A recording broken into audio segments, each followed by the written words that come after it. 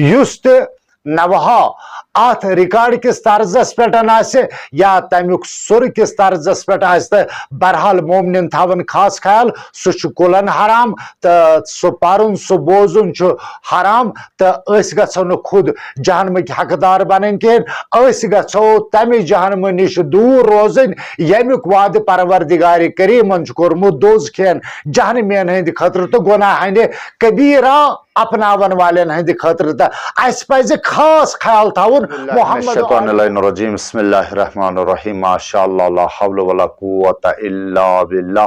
اما بعد قال رسول اللہ صلی اللہ علیہ وآلہ وسلم ان الحسین مصباح الخدا وسفینۃ النجا السلام علیکم ورحمۃ اللہ وبرکاتہ سوال مومنین ہند طرف کیا آیا اس ازا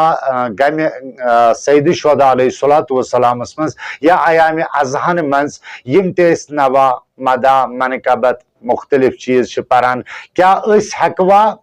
کن ریکارڈ کس طرزس پہ یا تم کس سرس پہ ہیکوا اس پرت تا حضرت آیت اللہ العظما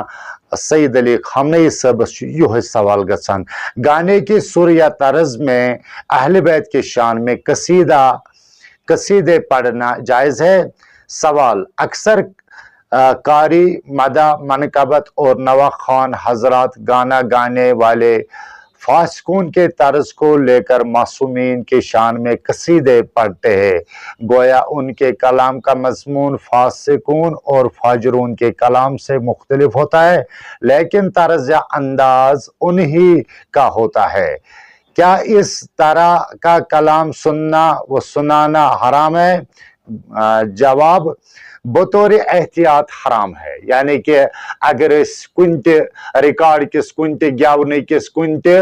فاجر فاسقن ہندس کلامس پہ تمیک طرز یا تمیک سوز مختلف چیز سر وغیرہ تت مز استعمال کرو تو حضرت آیت اللہ العظما فرماوان احتیاط حرام ہے حرام ہسا اس لیے پز مومنین خاص خیال تھاون یس ابا عبداللہ الحسین علیہ الصلوۃ والسلام سنز ذکر تم سنز مرثیہ تم سند نوحہ مدح یا منقبت اہل بیت اطہار علیہم السلام ہنز کرن عبادت تو بہرحال ات عبادتس مز گھو نا سہ چیز کریں کہ یم ستن گناہن ہند پیروکار بنو کہ یل کہ گناہن کبیرہن من گانا وغیرہ ساز سنتور امہ قسمک یس تہ چیز سہ حرام تو یل کہ پروردگار کریم سورہ لقمان آیت نمبر 2 مز تہ امچ ذکر کرمز یعنی کہ آیات لہو الحدیث یت مز پروردگار کریم بالکل ات منع کران ات پہ کہ گناہن کبیرہن مز یم بڑ گناہ کبیر تمن مز یہ یعنی کہ ساز سنتور گانا مثلا ریکارڈ ون یا باقی ریکارڈن ہندس طرزس پہ اگر اس کا نوا یا کا منقبت ونو سہ بالکل حرام ایسا گناہ ہے جس سے صاف الفاظ میں کبیرہ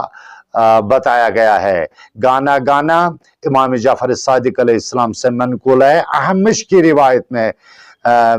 بھی یہ صراحت موجود ہے محمد بن مسلم کہتے کہ امام محمد باقر علیہ السلام نے فرمایا الغنا مما او اد اللہ علیہ النار فروئی کافیس من امام محمد باقر علیہ الصلوۃ والسلام فرماوان گانا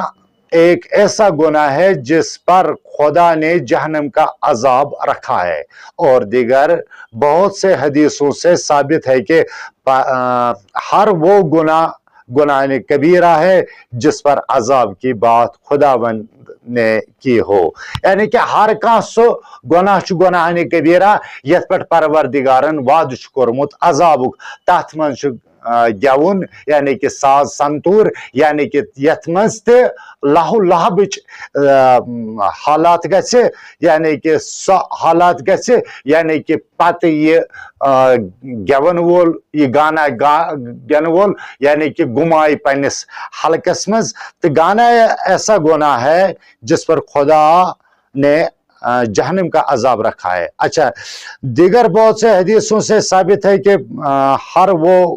گناہ کبیرہ جس پر عذاب کی بات خداوند تعالیٰ نے کی ہے۔ گانا کیا ہے؟ سید مرتضی اپنی کتاب وسیلہ میں فرماتے ہیں الغنا حرام الفعال والصنع والتقصب بل ولیس ہوا مجرد۔ بہرحال گانا حرام ہے، گانا سننا بھی حرام ہے اور اس کے ذریعے مال کھانا بھی حرام ہے۔ البتہ ہر اچھی آواز گانا نہیں ہے، بلکہ گانا ایک خاص انداز میں آواز کو کھینچنے اور حلق میں مخصوص انداز سے گمانے کو کہتے ہیں، جو کہ لہو لہب اور عیش و طرب کی محفلوں میں رائج ہے۔ ایسا گانا موسیقی کے آلات سے عام طور پر ہم آہنگ ہوتا ہے۔ اکثر شیعہ مجتہدین لغت کے ماہرین کی طرح کہتے ہیں کہ گانا آواز کو حلق میں گمانے کو کہتے ہیں۔ کلاسیکی موسیقی اور بعض قوالیوں میں ایسا ہی ہوتا ہے جیسے آواز پیدا ہوتی ہے۔ لغت صح میں لکھتا ہے کہ گانا ایک ایسا